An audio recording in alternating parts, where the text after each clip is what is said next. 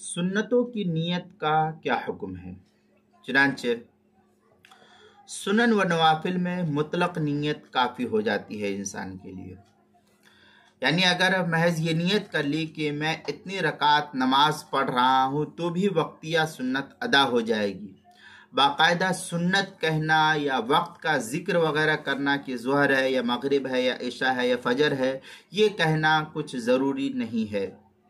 اور اگر ان تفصیلات کو ذکر کر دے کہ فجر کی پڑھ رہا ہو، ظہر کی پڑھ رہا ہو، عصر کی پڑھ رہا ہو، تو بھی کوئی حرج کی بات نہیں ہے. اب اس میں بعض جاہلوں میں یہ بات بہت زیادہ مشہور ہو گئی ہے کہ فرض نمازیں اللہ کے لیے پڑھی جاتی ہے اور سنت نمازیں رسول اللہ کے لیے ادا کی جاتی ہے. تو یہ بات محض مبنی بر جہالت ہے، عوام الناس کی بنائی ہوئی ہے، جو قابل ترک رسم ہے. نمازیں سب کی سب، چاہے وہ سنت ہو، چاہے فرض ہو، چاہے نفل ہو، چاہے کوئی بھی نماز ہو، صرف اللہ تعالیٰ کے لیے ہی پڑھی جاتی ہے، خواہ وہ فرائض ہو، سنن ہو، نوافل ہو.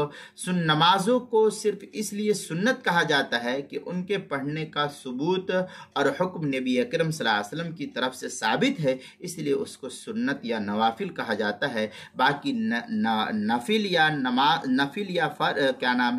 سنت نماز یہ رسول اللہ صلی اللہ علیہ وسلم کے لیے نہیں ہے. چاہے نماز کوئی بھی ہو، وہ چاہے سنت، فرد، واجبات نماز، کوئی بھی نماز ہو، وہ سب کی سب نمازیں اللہ ہی کے لیے ہے. کوئی نماز رسول اللہ کے لیے پڑھنے کا حکم نہیں ہے. یہ عوام الناس کی بنائی ہوئی بات ہے، جو لوگوں میں قابل ترک مسئلہ ہے.